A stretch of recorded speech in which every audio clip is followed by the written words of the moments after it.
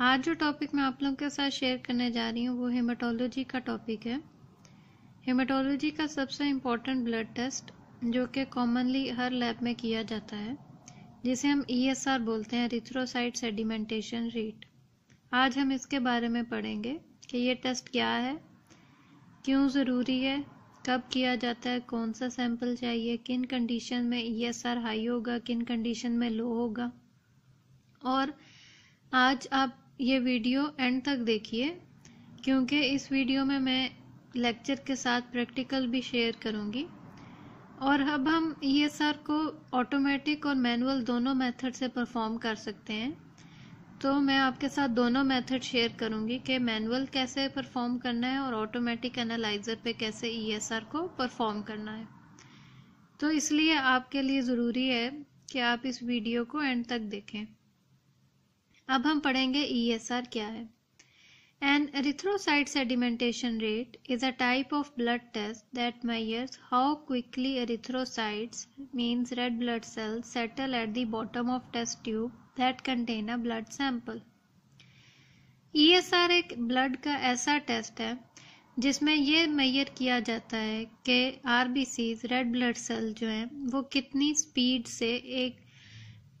Speed से settle होते हैं, यानी कि जैसे कॉइन्स इकट्ठे होते जाते हैं इसी तरह आरबीसीज जो हैं वो भी सेटल होते जाते हैं और प्लाज्मा ऊपर चला जाता है, प्लाज्मा सेपरेट होता जाता है।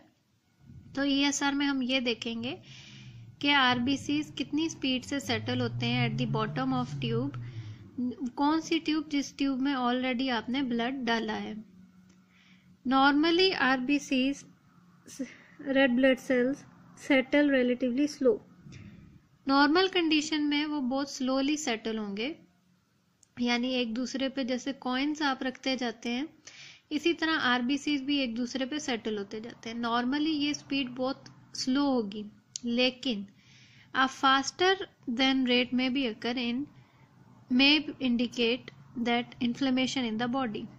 लेकिन अगर वो बहुत स्पीड से एक दूसरे पे बैठते जा रहे हैं, आरबीसी सेटल होते जा रहे हैं और प्लाज्मा आप देख रहे हैं सेपरेट होता जा रहा है, तो इसका मतलब यह है कि बॉडी में इन्फ्लेमेशन हुई हुई है, जिसकी वजह से ESR का रेट जो है वो हाई आ रहा है।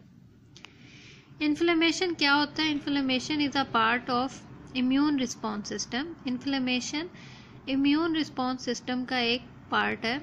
किसी भी इन्फेक्शन के रिस्पॉन्स में भी इन्फ्लेमेशन बॉडी में हो जाती है। It can be a reaction to an infection or injury. So inflammation may also be a sign of chronic disease like rheumatic arthritis or any immune disorder. और inflammation और किस चीज़ का साइन है? किसी भी क्रॉनिक डिजीज़ का, जैसे जोड़ों का दर्द जिसे हम बोलते हैं, जिसमें जोड़ों के अंदर सूजन हो जाती है, या कोई भी ऐसी क्रॉनिक कोई भी इम्यून डिजीज़ जिसमें बॉडी के अंदर इन्फ्लेमेशन या सूजन जिसे हम बोलते हैं वो हो जाए, अंदरूनी या बैरूनी, तो उस सूरत में ESR मोस्टली जो है वो हाई होगा। नेक्स्ट है कि ESR जो है, जिसे हम एरिथ्रोसाइट सेडिमेंटेशन रेट बोलते हैं, इसके दूसरे नाम क्या हैं, या डॉक्टर अगर आपको इन नाम से रिक्वेस्ट करते हैं तो आपको मालूम होना चाहिए कि ये ESR टेस्ट के मुतालिक बोल रहे हैं। तो वो नाम है ESR या सेडिमेंटेशन रेट या वेस्ट्रोजन सेडिमेंटेशन रेट। इम्पोर्टेंस या यूज ऑफ टेस्ट। ये टेस्ट क्यों किया जाता है? ESR test can help to determine, ये मदद करता है ये मालूम करने में कि if a patient have condition that cause inflammation, कि पेशेंट को कोई ऐसी बीमारी तो नहीं हुई हुई या ऐसी कोई मुश्किल जिसकी वजह से उसको सूजन हो रही है। दीज इंक्लूड आर्थराइटिस, वेस्कुलाइटिस और इन्फ्लेमेटरी बाउल डिजीज। इन तमाम कंडीशन में आर्थराइटिस जिसे हम जोड़ों का दर्द बोलते हैं, वेस्कुलाइटिस अगर वेसल्स में स्वेलिंग आ जाए, या इन्फ्लेमेटरी बाउल डिजीज, तो इन सूरत में अगर ESR हाई आ रहा है तो ये इंडिकेट करेगा कि बॉडी के अंदर इन्फ्लेमेशन हुई हुई है। वो बॉडी के अंदर क्या ऐसे सिम्टम्स होंगे जब डॉक्टर रिक्वेस्ट करेंगे ESR? तो वो सिम्टम्स हैं headache, weight loss, neck and shoulder pain, fever, joint stiffness, loss of appetite जिसे हम कहते हैं भूख ना लगना, और एनीमिया। इन तमाम कंडीशंस में भी ESR जो है वो रिक्वेस्ट किया जाता है। नेक्स्ट आता है सैंपल। हमें ESR टेस्ट करने के लिए कौन सा सैंपल चाहिए? हमें सोडियम सिट्रेट एंटीकोगुलेंट ब्लड चाहिए होता है, जो कि नॉर्मली 1:4 रेशो के हिसाब से यूज़ होता है, यानी कि 1.6 ml आप ब्लड लेंगे और 0.4 ml जो है वो सोडियम सिट्रेट लेंगे। लेकिन आजकल ऑलरेडी जो है वो ready to use tubes, anticoagulant tubes available हैं, और इस ट्यूब का कैप का कलर ब्लैक होगा जिसको आपने ESR के लिए यूज़ करना है। इसके अंदर ऑलरेडी एंटीकोगुलेंट अवेलेबल होगा और ऑलरेडी मार्क हुआ हुआ होगा कि किस पॉइंट तक आपने ब्लड डालना है, और फिर आप उसको अच्छी तरह मिक्स करें। उसके बाद आप जो है वो परफॉर्म करें टेस्ट। रीडिंग टाइम, नॉर्मली अगर आप इसको मैनुअल मेथड से परफॉर्म कर रहे हैं तो आपको 1 घंटा लगेगा। आप 1 घंटे के बाद वैल्यू नोट करेंगे कि क्या रिजल्ट आता है। लेकिन अगर आप इसको ऑटोमेटिक एनालाइजर पे परफॉर्म कर रहे हैं आजकल, तो जो आजकल ऑटोमेटिक एनालाइजर है वो आपको 15 मिनट्स के अंदर भी रिजल्ट दे देंगे, और उस रिजल्ट पे रिपोर्ट हुआ होगा कि ये रिजल्ट जो है वो 30 मिनट्स के बाद इतना होगा और 1 आवर के बाद इतना इसकी वैल्यू आएगी। ऑटोमेटिकली वो कैलकुलेट करके आपको रिजल्ट डिस्प्ले करेंगे। या फिर 30 मिनट्स के बाद आप सेटिंग्स में से चूज कर लेंगे कि आपको कितने मिनट का बाद ESR रिजल्ट चाहिए। लेकिन मोस्टली रिकमेंड किया जाता है कि 30 मिनट्स जो है वो यूज़ करना चाहिए मेथड ESR रिजल्ट के लिए, ताकि उसमें ज़्यादा एक्यूरेसी होगी उस रिजल्ट में। नॉर्मल रेंज जो है मैन यानी मेल्स में 0 to 15 mm/h होती है इसकी वैल्यू। अगर 0 या 2 या 3, 4 तो इसका मतलब है ये नॉर्मल है। और फीमेल्स में 0 to 20 mm/h होती है। जैसा कि आपको मालूम है कि मेल्स और फीमेल्स में हीमोग्लोबिन और RBC का डिफरेंस होता है। RBC काउंट जो है वो मेल्स में ज़्यादा होता है और फीमेल्स में कम होती है। इस वजह से ये ESR की रेंज पे भी इफेक्ट करता है, क्योंकि ESR क्या है? ESR जैसे हमने डिस्कस किया है कि वो रेड सेल्स का मुतल्लिक है कि रेड सेल किस स्पीड से सेटल डाउन होंगे at the bottom of surface. तो नॉर्मल रेंज मेल्स की है वो 0 to 15 mm/h और फीमेल्स की है 0 to 20 mm/h। कौन सी कंडीशंस हैं जिसमें ESR हाई होगा? अगर पेशेंट को कोई इन्फेक्शन है, स्वेयर बैक्टीरियल और वायरल इन्फेक्शंस में भी कई दफ़ा ESR हाई होता है। Rheumatic arthritis, vascular disease, heart disease, kidney disease and certain cancers और इन्फ्लेमेटरी बाउल डिजीज, इन कंडीशन में जो है वो ESR वैल्यू जो है वो ज़्यादा होती है। और लो ESR होगा, लो ESR रेयर केस में होता है। ऐसी केस जिसमें पॉलीसाइथीमिया क्या होता है? पॉलीसाइथीमिया में RBC काउंट, हीमोग्लोबिन काउंट जो है वो बहुत ज़्यादा होती है, जिसकी वजह से ESR जो है वो लो होता है। इसके अलावा सिकल सेल एनीमिया में ESR की वैल्यू काफ़ी लो होती है। बाकी तमाम टाइप ऑफ एनीमियाज में ESR की वैल्यू हाई होगी, लेकिन सिकल सेल एनीमिया वो वाहिद टाइप ऑफ एनीमिया जिसमें जिसमें ESR जो है वो लो होगा। क्यों? क्योंकि RBCs की शेप जो होती है वो सिकल शेप्ड हो जाती है, जिसकी वजह से वो इम्प्रॉपर सेटल होते हैं। इसके अलावा ल्यूकोसाइटोसिस में भी कई दफ़ा लो ESR होता है।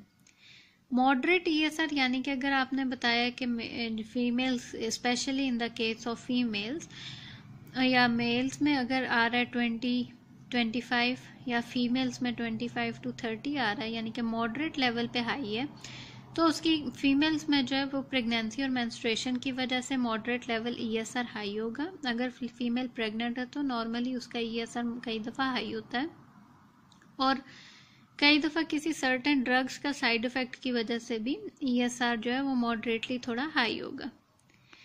लेकिन एट द एंड पे ये भी डिस्कस किया जाता है कि ESR जो टेस्ट जो है वो आपको स्पेसिफिक टेस्ट नहीं है, वो आपको किसी भी डिजीज़ की स्पेसिफिसिटी शो नहीं कर सकता कि इस पेशेंट को ESR अगर हाई है या इस पेशेंट को अगर इन्फ्लेमेशन और ESR नॉर्मल आ रहा है तो हो सकता है इसको इन्फ्लेमेशन ना हो। नहीं, ऐसा नहीं है। ESR जो है वो किसी भी डिजीज़ के लिए स्पेसिफिक टेस्ट नहीं है, बल्कि ये हेल्प करता है उस डिजीज़ को असिस्ट करने में, मालूम करने में, या एक प्रोवाइड करता है एक्स्ट्रा इंफॉर्मेशन कि बॉडी के अंदर इन्फ्लेमेशन है या नहीं है। मोस्टली ESR और CRP सी रिएक्टिव प्रोटीन को टुगेदर रिक्वेस्ट किया जाता है, क्योंकि ये दोनों टेस्ट जो हैं ये हेल्प करते हैं इन्हें किसी भी बॉडी में इन्फ्लेमेशन डायग्नोज करने में, और ये दोनों ही बहुत पुराने टेस्ट हैं। अब मैं आपके साथ शेयर करूंगी कि ऑटोमेटिक और मैनुअल एनालाइजर दोनों ऑटोमेटिक एनालाइजर और मैनुअल मेथड दोनों तरीकों से हम कैसे ESR को परफॉर्म करेंगे। तो अब आप देखेंगे कि हम इस प्रैक्टिकल अब आप इसका देखेंगे कि अब हम इसको कैसे परफॉर्म करेंगे। तो शेयर करूंगी कि मैनुअल ESR हम कैसे परफॉर्म करते हैं। इसके लिए हमें चाहिए होगी डिस्पोजेबल ESR पाइपेट, जो कि वेस्ट्रोजन मेथड के लिए है, और इस तरह की वो होगी मेजरमेंट, और इस तरह ये होगी वेस्ट्रोजन पाइपेट अवेलेबल, और ESR सैंपल कलेक्शन ट्यूब, और इसके लिए ESR स्टैंड ताकि बिल्कुल वर्टिकल पोजीशन में हम इसको रख सकें, और टाइमर जिसे ऑलरेडी मैंने 59 सेकंड ऑलमोस्ट 1 आवर पे सेट किया हुआ है। इसमें हम ये मार्क दिया हुआ है, इसके अंदर एंटीकोगुलेंट ऑलरेडी सोडियम सिट्रेट मौजूद है। इस मार्क तक हम ब्लड फिल करेंगे और फिर हम इस स्टैंड पे रखेंगे और इस ट्यूब को इसमें फिट करेंगे, और फिर 59 सेकंड टाइमर स्टार्ट करके हम रिजल्ट रीड करेंगे। तो इस तरह हम परफॉर्म करेंगे मैनुअल मेथड ESR का। एक पेशेंट का सैंपल है। अब इसमें देखें ऑलरेडी ब्लड इस लेवल तक हम लोगों ने डाल लिया है। अब इसके अंदर मैं ये ट्यूब इंसर्ट करूँगी जिसे हम वेस्ट्रोजन ट्यूब भी बोलते हैं, और फिर मैं ये टाइम स्टार्ट करूँगी और 1 आवर के बाद हम रीड करेंगे कि हम लोगों का ESR कितना आता है। इस तरह वर्टिकल पोजीशन में मैं ये रखूँगी, और अब मैं स्लोली इसको इसके अंदर इंसर्ट करूँगी ताकि ये फिल हो जाए। ये देखें अब ये फिल हो गई है। अब मैं टाइम स्टार्ट करूँगी, और अब हम 1 आवर के बाद जो है रीड करेंगे कि इस पेशेंट का ESR कितना है। चेक करें इस पेशेंट का रिज़ल्ट 1 आवर के बाद। इसकी रीडिंग हम ऊपर से काउंट शुरू करेंगे, तो इसकी रीडिंग आती है 10। तो इस पेशेंट का ESR हम रिपोर्ट करेंगे 10 mm पर 1 आवर। मैं आप लोगों के साथ ये ESR मशीन शो कर रही हूँ। ये है ऑटोमेटिक मेथड। अब हम ESR जैसे मैंने आपको पहले बताया दोनों मेथड से परफॉर्म कर सकते हैं, मैनुअल भी और ऑटोमेटेड भी। और ये मशीन जो है इसका नाम है मिक्सरेट X20। ये इसकी डिस्प्ले है, ये इसका यूजिंग कीपैड है, इधर इसका प्रिंटर है जो कि हम इधर फीड करते हैं, और ये इसकी प्लेस है जिसमें हम ESR ट्यूब्स रखेंगे। इधर बैक साइड पर इसका बटन है ऑन करने का, मैं आपको बताऊंगी, और इसको हम ऑन करके देखते हैं। इसका बटन है जिसको मैं ऑन करूंगी। अब इसमें ये बता रहा है कि डे हैज़ चेंज्ड। तो अगर आपने डिलीट करना है पिछला रिजल्ट तो एंटर प्रेस करें, और अगर आपने डिलीट नहीं करनी हिस्ट्री तो एस्केप प्रेस करें। तो मुझे इसका प्रीवियस रिजल्ट डिलीट नहीं करना है, इसलिए मैं एस्केप पे प्रेस करूँगी। तो इसके बाद ये इस तरह प्लीज़ वेट पे चली जाएगी, और इसके बाद मेन स्क्रीन जो है वो अपीयर होगी। Vacuum tubes, ESR vacuum tubes जो कि हम यूज़ करेंगे ESR रन करने के लिए, ये इस तरह होंगी। ये आप देख रहे हैं, ये इस तरह ऑलरेडी एंटीकोगुलेंट इसके अंदर मौजूद है, और आपने केयर करनी है कि इसके डाउन पोर्शन को बिल्कुल टच नहीं करना है, क्योंकि वो रीडिंग के लिए सेंसिटिव होता है। इसलिए अगर आपके कोई फिंगरप्रिंट्स हैं तो वो रीडिंग में अफेक्ट करेंगे। तो ये इस तरह ESR ट्यूब है, और ये जो मार्क है इस मार्क तक हमने ब्लड को फिल करना होता है, और उसके बाद फिर हम इसको रन करते हैं। तो इसको हम कहते हैं मोनोसेड ESR वैक्यूम ट्यूब्स। ऑलरेडी इस पर एक्सपायरेशन मेंशन होती है, आप चेक कर लें आपकी ट्यूब्स एक्सपायर तो नहीं है, और 50 पीस इस बॉक्स में होंगे। और इस मशीन का बेनिफिट ये है कि आप इसमें कंट्रोल्स भी रन कर सकते हैं। 2 तरह के कंट्रोल अवेलेबल हैं, नॉर्मल और एबनॉर्मल। ये इस तरह अवेलेबल होंगे। ये नॉर्मल कंट्रोल वाइट कलर में, और ये ब्लैक कलर में एबनॉर्मल कंट्रोल। ऑलरेडी मैंने इनको फिल कर दिया है, और मेंशन भी किया है एबनॉर्मल कौन सा है और नॉर्मल कौन सा है, लेकिन मशीन में रन करने से पहले इनको मैं अच्छी तरह जो है वो मिक्स करूँगी, उसके बाद मशीन में हम इनको रन करेंगे। मेन स्क्रीन जो है वो अपीयर हो गई है। मेन स्क्रीन में फर्स्ट पे है आईडी, जिसमें हम पेशेंट की आईडी डालेंगे। सेकंड पे मेमोरी, जिसके अंदर रिज़ल्ट हिस्ट्री मौजूद होगी। थर्ड पे है क्यूसी, जिसमें हम जाके कंट्रोल रन करेंगे। फोर्थ प्रिंटर है, और फिफ्थ होस्ट, और सिक्स सेटअप, जिसमें सेटिंग्स है। और ऑलरेडी इसमें 20 पोजीशन हैं, वो ऑलरेडी मेंशन है, और जिस पोजीशन में हम जो सैंपल रखेंगे वो ऑलरेडी इस पर अपीयर हो जाएगा। अब मैं इनको अच्छी तरह मिक्स कर रही हूँ। जब ये पूरी तरह मिक्स होंगे तो फिर मैं आपको बताऊँगी कि हम कंट्रोल कैसे रन करेंगे। ऑलरेडी इसमें बारकोड अवेलेबल है, तो इसलिए आप बारकोड सैंपल, अगर आपके पास स्टिकर्स मौजूद हैं तो प्रेफर करें कि आप वो स्टिकर से सैंपल को रन करें, ताकि एरर के चांस जो हैं वो बहुत ज़्यादा कम होंगे। अभी ये देखें अच्छी तरह मिक्स नहीं हुआ है। जब ये अच्छी तरह मिक्स होगा तो इसकी सरफेस, डाउन सरफेस पे आपको कोई भी रेड सेल सेडिमेंट नज़र नहीं आएगा। अच्छा, ये इस तरह पेपर होगा जो किट के साथ अवेलेबल होगा। इसके अंदर ऑलरेडी नॉर्मल रेंजेस मेंशन होंगी, नॉर्मल कंट्रोल और एबनॉर्मल कंट्रोल की। हम अपनी मशीन को, मैंने जैसे ऑलरेडी हाईलाइट कर दिया, हम लोगों की है मिक्स रेट फैमिली, तो ये उसकी मेन वैल्यू है नॉर्मल की, और ये रेंज है, ये एबनॉर्मल की मेन वैल्यू और ये इसकी रेंज है। और जो कंट्रोल हमारे पास आया है वो ये वाला है।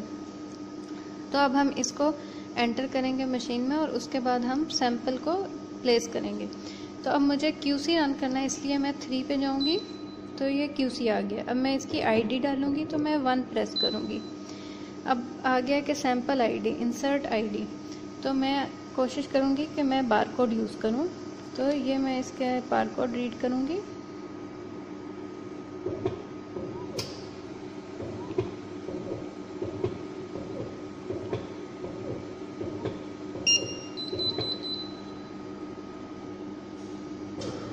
ये सही तरह रीड नहीं हुई, इसलिए हम दोबारा एक दफ़ा ट्राई करेंगे।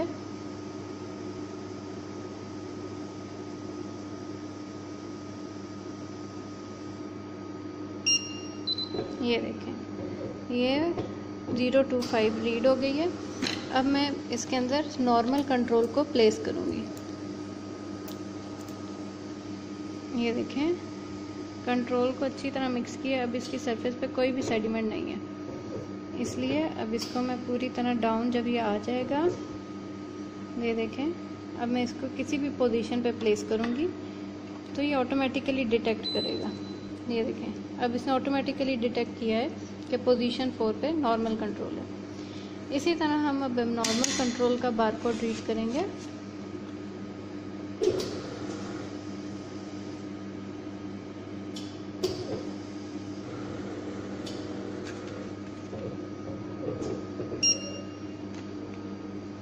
ओहो, ये मेन स्क्रीन आ गई, इसलिए मुझे दोबारा 1 पे जाना पड़ेगा, और अब मैं दोबारा से नई सैंपल आईडी इंसर्ट करूँगी।